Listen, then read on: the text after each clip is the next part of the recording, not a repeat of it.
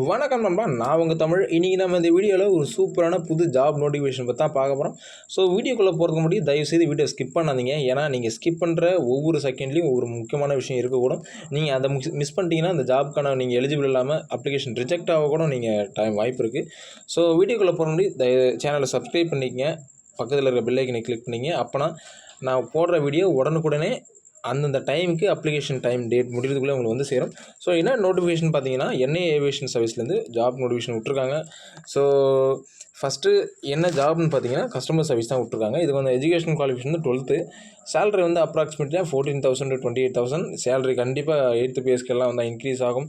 Number of vacancies வந்து around 4,000 vacancy விட்ருக்காங்க all over இந்தியாவில்.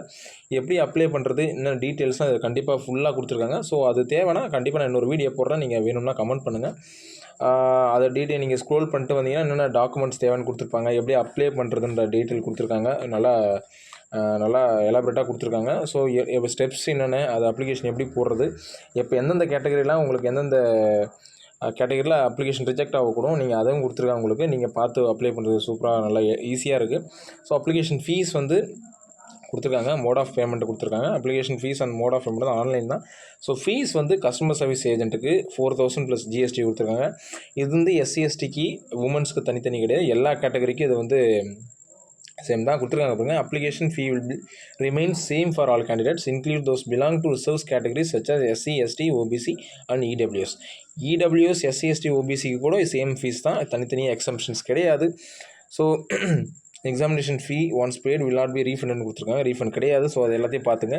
எலிஜிபிலிட்டி க்ரைட்டீரியா வந்து நேஷனாலிட்டி இந்தியா தான் இருக்கணும். ஸோ ஏஜ் வந்து ஜூலை 1, 2026க்குள்ளே நீங்கள் மேக்ஸிமம் ஏஜ் 27 தான் இருக்கணும். 27 மேலே எக்ஸீட் ஆகிருக்கக்கூடாது. ஸோ அதுக்கப்புறம் கேரக்டர் கொடுத்துருக்காங்க, எஜுகேஷன் குவாலிஃபிகேஷன் கொடுத்துருக்காங்க பாருங்கள். ஆனால் கேரக்டரில் உங்களால் there is no criminal record against candidate is அப்படின்னு கொடுத்துருக்காங்க. அதாவது கிரிமினல் ரெக்கார்டு இருக்கக்கூடாதுன்னு சொல்கிறாங்க, எஃப்ஐஆரோ எதுவும் இருக்கக்கூடாதுன்னு சொல்கிறாங்க. அதை பற்றி டீட்டெயிலாக பார்த்துங்க.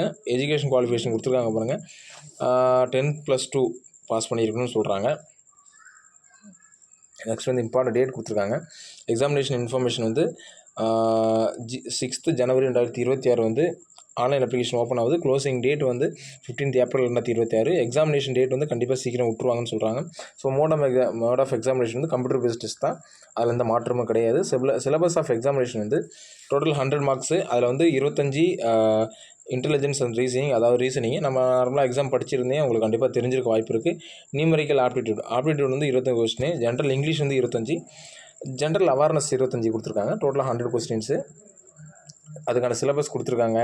நியூமெரிக்கல் ஆப்டிடியூட்கான சிலபஸ் கொடுத்துருக்காங்க. ஜென்ரல் இங்கிலீஷு, அப்புறம் general awareness, history, polity, geography, economics, current affairs எல்லாம் கொடுத்துருக்காங்க. ஸோ பேப்பர் வந்து ரொம்ப ஈஸியாக தான் இருக்கும் ஃப்ரெண்ட்ஸ். நீங்கள் நம்ம சிபிஎஸ்சி போர்டாக இருந்தால் கொஞ்சம் உங்களுக்கு ரொம்ப ஈஸியாகவே இருக்கும். அதிலே கொடுத்துருக்காங்க பாருங்கள். டிஃபிகல்ட்டி லெவல் ஆஃப் கொஸ்டின் வந்து NCERTன்னு கொடுத்துருக்காங்க. NCERT ஈக்குவலாக தான் கொடுப்பாங்க question.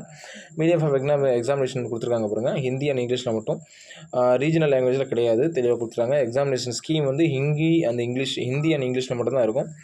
So centres of examination வந்து நீங்கள் செலக்ட் பண்ணுற சிட்டியை பொறுத்து அவங்களுக்கு கொடுப்பாங்க. எக்ஸாமினேஷன் சிட்டி சென்டர் வந்து எங்கெங்கெல்லாம் கொடுத்துருக்காங்க பாருங்கள். ஏபியில், அப்புறம் அருணாச்சல் பிரதேஷ், அஸ்ஸாம், பீகார், சத்தீஸ்கர், இதுக்கப்புறம் நம்ம தமிழ்நாட்டையும் கொடுத்துருக்காங்க. நான் தமிழ்நாடு ஸ்க்ரோல் பண்ணி காட்டுறேன். தமிழ்நாட்டில் சென்னை, கோயம்புத்தூர், மதுரை, திருச்சி, சேலம், திருநெல்வேலி, ஈரோடு, வேலூர், தூத்துக்குடி, திண்டுக்கல், இந்த டிஸ்ட்ரிக்ட்லாம் சென்டர் போடுவாங்க. நீங்கள் அப்ளிகேஷன் போட்டு அந்த சென்டரை செலக்ட் பண்ணிங்க. உங்கள் ரீஜனல் எங்கெங்கே கிட்டக்கிறீங்க செலக்ட் பண்ணிங்க. அப்புறம் வந்து ட்ரெஸ் கோடு கொடுத்துருக்காங்க. Mode of selection for training கொடுத்துருக்காங்க. ரிட்டன் டெஸ்ட்டு ப்ளஸ் இன்டர்வியூ இருக்கும், 2 tier test. Minimum qualification standard 35% of marks in written test எடுத்துருக்கணும். MCQ தான். இன்டர்வியூவில் பாஸ் ஆகிருக்கும். செலெக்ஷன் ப்ரொசீஜர் ஆஃப் ட்ரைனிங் கொடுத்துருக்காங்க. நெக்ஸ்ட்டு அப்புறம் வந்து சேலரி கொடுத்துருக்காங்க. சேலரி ஆல்ரெடி பார்த்தாச்சு, 14,000 to 28,000. ஜென்ரல் இன்ஸ்ட்ரக்ஷன் கொடுத்துருக்காங்க. ஸோ இவ்வளோ தான் ஃப்ரெண்ட்ஸ், இதுக்கு மேலே எதுவும் இல்லை பெருசாக இதில். இது தவிர ஏதாவது டவுட் இருந்தால் உங்களுக்கு வந்து கண்டிப்பாக கமெண்ட் பண்ணுங்கள். கமெண்ட் செக்ஷனில் கண்டிப்பாக நான் ரிப்ளை பண்ணுவேன். வேறு ஏதாவது டவுட்டு உங்களுக்கு எக்ஸ்ப்ளனேஷனாக, வேறு ஏதாவது ஜாப் பற்றி, இல்லை இந்த வீடியோவோ அப்ளிகேஷன் எப்படி பண்ணுறது நீங்கள் கண்டிப்பாக உங்களுக்கு தேவைப்பட்டதுன்னா கண்டிப்பாக கமெண்ட் பண்ணுங்கள். நான் கண்டிப்பாக இன்னொரு வீடியோ செப்பரேட்டாக போடுவேன். தேங்க்யூ.